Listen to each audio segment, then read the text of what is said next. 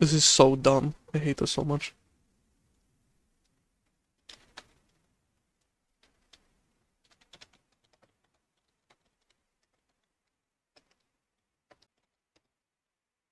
Why are you like this? Why do you keep doing this to me? Like, the internet was fine, and then it just dies. Okay, looks like it's fine again. Okay. Minor hiccup, boys. Don't worry, we're back. So anyways, I wanted to preface this video by saying, well, first of all, it's about expropriation without compensation. And this is to do with the South African politics. We're stepping away from American politics. We're going to be discussing some South African politics. And, if you guys ever hear me talk, you know that I don't really sound like a South African. This guy sounds like a proper Boer Afrikaner South African, so enjoy. Let's see what he's got to say.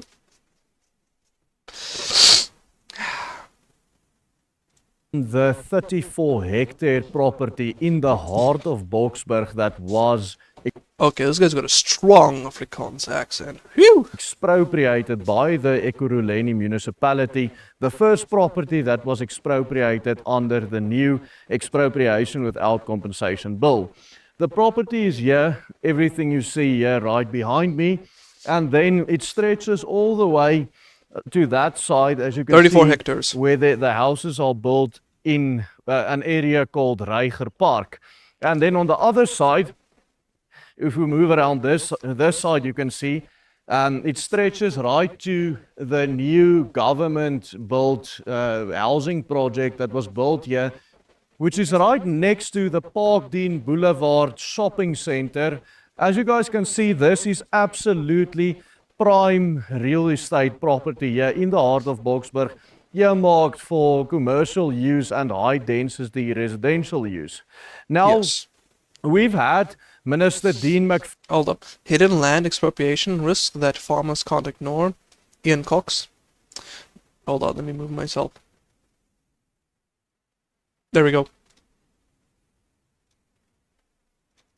Admin doesn't seem to be doing anything to prevent the issue from popping again, so I think it's just gonna get worse. True. I better get a unique role in your Discord? Depends. Did you join my Discord?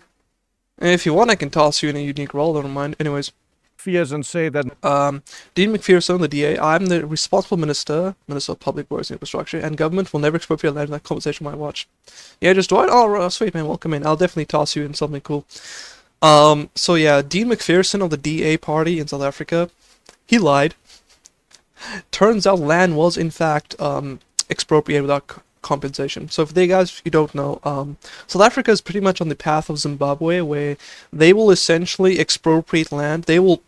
The government literally will take it from you, and they won't pay you a dime. Not a penny, not a quid, nothing. And they can do it under the very broad guise of serving the public interest, or whatever that means. Which basically means that they can take any land that they want, without compensation, for whatever reason that they deem fit to, that falls underneath their very broad, intentionally broad reasoning in the legal legislation. And so, this place in like those 34 hectares in Boksburg is the first instance of this law being put into practice. no expropriation without compensation will happen under his watch, and then later he defended the expropriation bill at Nampo. And also we had the... Yeah, you did a bit of backpedaling. Like, seriously, everyone thought that the DA was supposed to be like, you know, the saviors of South Africa who are finally gonna topple the ANC, but they ended up just the ANC's little doggy, you know, who comes at their beck and call. Instead of being a party that actually, you know, has some backbone, they're just... they're just getting completely spanked and tossed around by the wind. And that's kind of the sad situation where South Africa is in right now, is that it's really hard to place your votes anywhere because all the parties completely suck. There is no strong leadership anywhere in any of the viable parties that could possibly win an election. Sure, the ANC support has been falling, which I suppose most would consider a pretty good thing, but even if the DA get a landslide victory, I don't exactly have extremely high hopes for the country, just because we don't have anyone, you know, with enough steel balls around here. President of South Africa, Cyril Ramaphosa, or Squirrel Ramabutt, as we call them, sit in the White House in front of Donald Trump, the President of America, and also promised that no expropriation of private land without compensation will happen. Yep, he lied to Donald Trump too. I wonder if wonder if Elon Musk is going to let Donald Trump know about this. Well, this property right here is private property. It was held by a developer that wished to develop this property, and the municipality just took it, expropriated it, and then at the part where it says compensation, it said that it will offer nil compensation, R0 compensation for this property. So they just straight up steal your property. That's what it is. Now, the expropriation bill as it stands without compensation is something that I've talked a lot about in the past, and I said that it won't be used to expropriate some rural farms in the middle of nowhere. It is going to focus on high value properties such as this residential earmark property in the middle of Boksburg, just Because it only exists to serve the greed of the ANC. That's pretty much why it is the way it is. east of Johannesburg, as well as other properties that has mines on them or the potential for mining on them because they have resources underneath them. Now that we're back in the studio after a long day, let's look at the facts. The first two major cases of expropriation without compensation in South Africa actually both pertain to urban development. How Whether interesting. it is to establish new mining centers or to demographically and politically transform existing metros through new housing projects. The ANC actually seems to be using expropriation without compensation to target high-value urban properties to strengthen its grip on the country's cities. The Just as I said. Ekurhuleni municipality, which is constituted of the East Rand in Gauteng, expropriated 34 hectares of the smallholding Driefontein in Boksburg without any compensation. The owners did not oppose the expropriation, but wanted a market-related compensation for it, which amounts to around 30 million rands, or for our US viewers, about $2 million. Can you imagine 30 million rand for the overseas guys? $2 million in land, completely poofed, and you can get paid a cent. The expropriation notice issued by the city, however, stated that the land is needed for what it described as an urgent, low-cost housing development in the city. Yet today, 7 years after the initial notice, nothing has actually been done with the expropriated property or the land, and the matter has now finally reached the courts. Yet, even though this wasn't even the first case of government-authorized expropriation without compensation in South Africa, already in March 2018, the then Minister of Rural Development and Land Reform, Hold up. The decision of the Land Claims Court last week by Akaland Bouderi once again took ownership of the two farms which consisted of almost went unnoticed. The ministerial notice of expropriation of the 29th of March, which gave owners 7 days to vacate and leave the farms, was overturned with cause. Apparently, Minister of Rural Development and Land Reform, the infamous Mate Nkoana Mashabane, admitted her department made a mistake in issuing the notice of expropriation. So even with this whole scam to scam people out of their land, they're even making complete fools on themselves by issuing expropriation notices to the wrong people. Maite Nkoana Mashabane served Johan Steenkamp and his brother Arnold Kloete, owners of the 3,000 hectare Akkerland farm near Messina in Limpopo, with an eviction order. They were given just 7 days, including the Easter weekend, to vacate their entire farm, hand over their keys to the state, and make way for government officials arriving on April 5th. The timing left them scrambling to find a judge over the public holidays to halt what was, in essence, a forced handover to the state. This first case of expropriation without compensation exposed just how far the South African government is willing to push its agenda even before the legal safeguards could be tested. And this had set the stage for the Ekurhuleni case now unfolding in the courts. In fact, both these cases took place right around the time when several organizations released Disclosed provisions. AfriForum, TAU and SA and Sakaliga to develop joint litigation strategy to protect property rights. a list of properties earmarked for expropriation by the government. Let me guess, it's not the so quote-unquote completely unused land that is needed for development that's been sitting gathering dust for 20 years. It's actual legitimate private property people have bought and paid for. With Akkerland at the very top of this list. Now, one of these organizations, Sakeliga, is taking this matter of expropriation to court. The city of Ekurhuleni has never paid any compensation to the owners of Driefontein, despite a civil claim by the owners and years of delay in litigation proceedings. And last week, finally, after no agreement was reached between the offer by the state and the determined value by a property evaluator for the group that owned this property, the municipality simply said that they are offering nil compensation in line with the new Expropriation Without Compensation Act. Absolute scumbags. For decades, land reform in South Africa relied on the constitutional willing buyer, willing seller principle, with compensation forming the backbone of any expropriation. And by the way, majority of that has led to large, desolate farms that just completely fail after the first yield.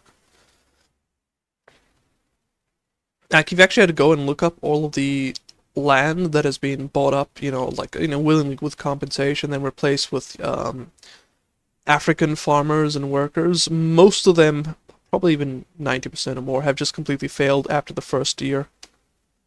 By moving ahead with uncompensated takings, municipalities and the National Department signaled a willingness to stretch and now openly rewrite the constitutional boundaries around property rights.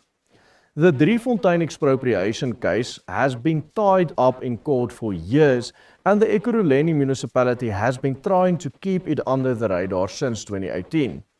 The owners of the expropriated property had 3 court orders against the municipality with costs. In fact, it took the original owners a full year just to get the municipality to actually make an official offer of zero compensation for the property. This particular act of expropriation in Ekurhuleni was no coincidence. It was conceived from the very beginning as a test case. SA's test case of expropriation without compensation. Multi-million rand development property expropriated without compensation. Yep. They're pretty much just testing the waters because they want to do this en masse. All greedy scoundrels. By ANC leaders like then Mayor Nzwandile Masina, who actually openly bragged about using Driefontein to test the limits of Section 25 of the Constitution. The city has also since doubled down, arguing that nil compensation is just and equitable because the land was supposedly speculative, and even filling a counterclaim to have the 1975 Expropriation Act declared as unconstitutional. That particular law empowers the government to expropriate property for public purposes, but only if it pays market-related compensation determined mainly by the property's market value. Now, before we get to the real twist, it gets worse? Oh, goodness me. If I don't you even want to really know. enjoy our content and want to know exactly when we post our videos, you can join our free WhatsApp group to receive Yeah, WhatsApp group is a big thing here in SA, probably not as much overseas. updates on the work we are doing by just following the steps on the banner on your screen underneath me. In both the Driefontein and the Akkerland cases, the expropriation without compensation was not about farmland redistribution or land reform, but about strategic government projects. It is a win-win-win situation for the government. They get the property without compensation, so they get the property for free. Then they build government housing on the property, which they rent out again to people who would want to live in this low-cost housing, meaning they get an asset, they develop the asset, and they also get more money from the rent. Both these cases highlight the boldness of this government in terms of openly challenging private property rights. It just exposes them to being complete corrupt, greedy things. I don't even have words to describe these evil people. But what makes the Driefontein particularly interesting is that this was not conducted by a state department involved with agriculture or land reform or rural development. None? But by an urban municipality. And for the stated purpose of urban development. This is an important point. The Driefontein case shows that the idea of expropriation for public interests can and indeed already has been stretched far beyond the political rhetoric of giving land back to the so-called dispossessed communities. Here, a metro authority in Gauteng invoked the same radical principle not to restore land, but to expand and transform the city with new housing schemes. If it can be stretched this far, it can be stretched even further. Yep, that's a slippery slope. This means it can stretch beyond immovable property like land. It's gonna probably target things like pretty much any assets, including financial assets, machinery, not like land property, just any other appliances, equipment, assets, etc. Onto movable property like your car, Exactly what I was saying. or even intellectual property like your ideas, for which you now may receive dividends, but tomorrow the state may let you know that the dividends won't be paying out to you anymore because the property, the intellectual property, is now property of the state without compensation under this new law. Take a look at where Driefontein is actually located. It is right in the heart of Boksburg, surrounded by urban developments on one side, a mining enterprise on the other, and even the OR Tambo International Airport not far off. That's actually a good position. Surrounded by urban settlements and businesses and commercial use land, Driefontein was clearly not expropriated for anything even remotely related to land reform purposes. In fact, and this is quite significant, it is located at the heart of the mining belt running through the East Rand, meaning it's an area where a lot of low-cost housing can be put up for those who work in the factories and the mines of the town of Boksburg. Hey man, love of money, root of all evil. Taking this into consideration, the Driefontein case is looking eerily reminiscent of the Ackerland case. Ackerland was in fact expropriated for the sake of a new Chinese city based around mining ventures also owned by the Chinese. Wait, what? So they just expropriated land and gave it to the Chinese? Oh, jeez. We are really living in a dystopia down here in South Africa. That 3,000 hectare farm in Limpopo was not earmarked for redistribution to landless South Africans, but was expropriated with virtually no compensation, less than 10% of the property's market value to be exact. Ackerland, however, wasn't located on land that a black African tribe claimed historical rights to, but was located precisely in the area where the Chinese government had initiated plans to build a brand new Chinese industrial city in what is known as the Musina Makadu Special Economic Zone. Ackerland Farm was a key to this new city's development, as it formed part of the region's most valuable coal belt. It was vital to mine the land to help run the coal-fired power Limpopo to get new 39 billion power plant. I can imagine this thing either won't last 5 years or won't even get operational. Let's see, Jeffrey Tapala, construction work at Medupi Power Station, which is under construction. New power station will be the 5th to operate from Limpopo and is set to provide power to the industry in the area. Interesting. plant The picture goes hard though. Bro's looking pretty fire in that picture. that formed part of the plans for this new Chinese city's development. According to a When someone says South Africa is owned by China and Russia, they weren't kidding. Commies stick together. memorandum of agreement signed in July 2018, the plant would be built and managed by Power China, a massive Chinese state-owned enterprise specializing in energy, infrastructure and engineering projects worldwide, but mostly in Africa, where they get land from African governments for which they probably borrowed some money which the governments couldn't pay back. Most probably, I can see that being the These case. first two cases of expropriation without compensation both reveal one telling fact. Our government is corrupt and greedy. Something that I had been saying long before the Expropriation Act was even signed into law. The ANC's agenda, and indeed the agenda of their little child, the EFF and the MK, has never actually been to target rural farms in the middle of nowhere to distribute agricultural land to black people in the name of land reform. The government doesn't seem to be nearly as keen to expropriate farmland or low-value land as it is to get its hands on high-value properties in and around the cities, which will in part be used to flood South Africa's urban centers with economic migrants. Oh damn, looks like we're gonna start having immigration issues soon, chat. We're gonna have to start building walls. Of course, shady deals with Chinese mining and electricity companies form a key part of this agenda, but there's also another factor at play here. That is the ANC's urban transformation strategy. The ANC has long been unable to control the city of Cape Town, which at the southernmost tip of Africa has for centuries been one of the most strategically important urban centers of the continent. That is true. Over the past few years, it has also increasingly lost its grip over major urban centers in the rest of the country as well. In the 3 Gauteng metros, it's supposed to almost halved between 2011 and 2020.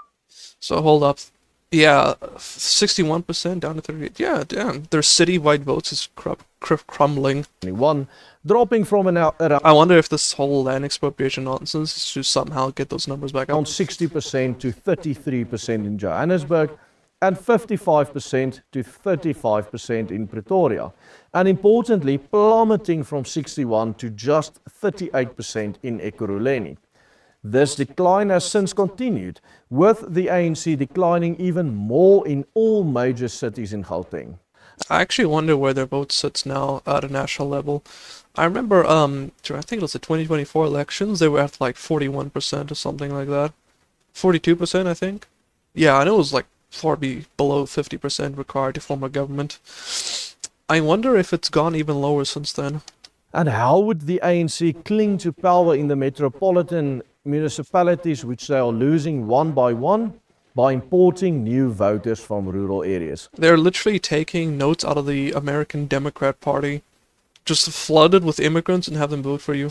By doing in Gauteng what they have long been doing in Cape Town, they attempt to transform the demographics of the area to change the outcome of the elections. By flooding Gauteng cities with rural masses, they will be changing who lives next door to you, so they can change how your city votes. In this regard, they've taken a leaf from the playbook of the Democrat Party. Exactly as I said. Not pre-watched, by the way. In the United States of America.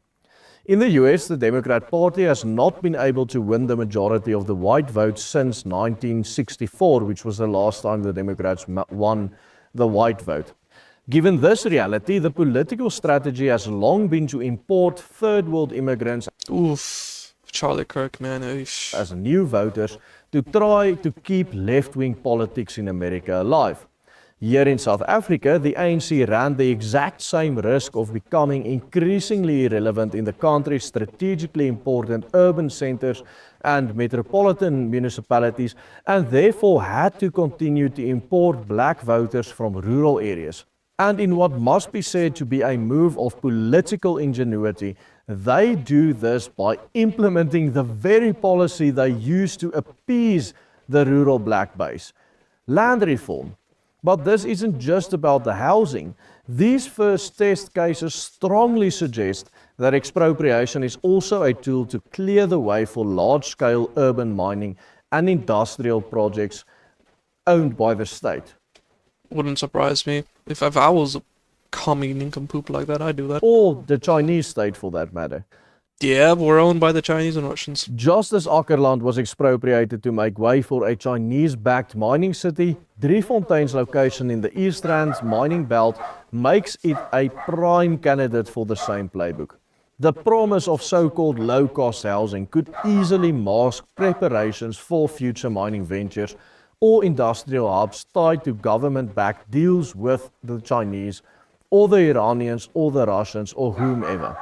Oh yeah, I forgot. There was some interesting stuff that's going on between South Africa and the Iranians too. ANC's goal with expropriation, therefore, seems to be twofold: to transfer ownership of the country's rich mineral resources into politically controlled projects, and to demographically transform the country's metros, so the ANC will never lose an election in the cities again. South Africans who live in the suburbs in and around the country's major cities and who think expropriation is a problem for only the farmers will have to think again.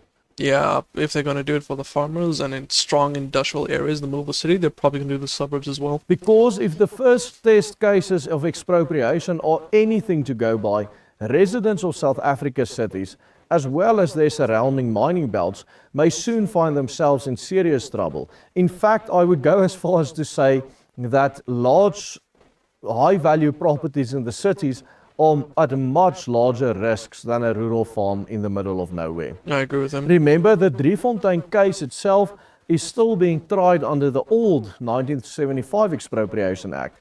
But with Ramaphosa having ratified the new expropriation law earlier this year, future cases will face an even looser framework, making what happens in Driefontein a chilling preview of what the future of property rights or lack thereof in this country may look like.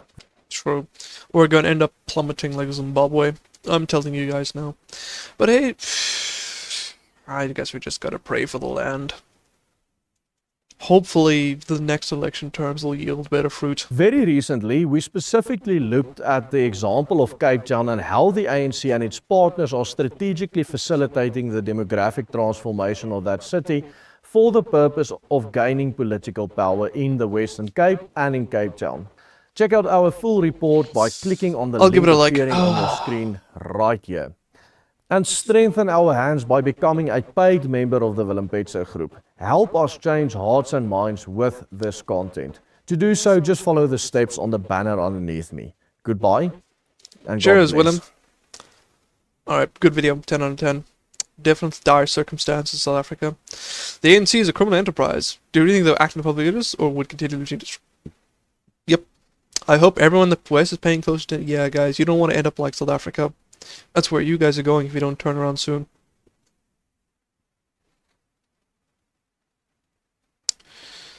Yep. People keep calling the ANC a communist party. They're not. They're simply thieves. Yep. Thieves under the guise of commies. We should expropriate the ANC. We can call it public interest. Nice. Anyways, GG's.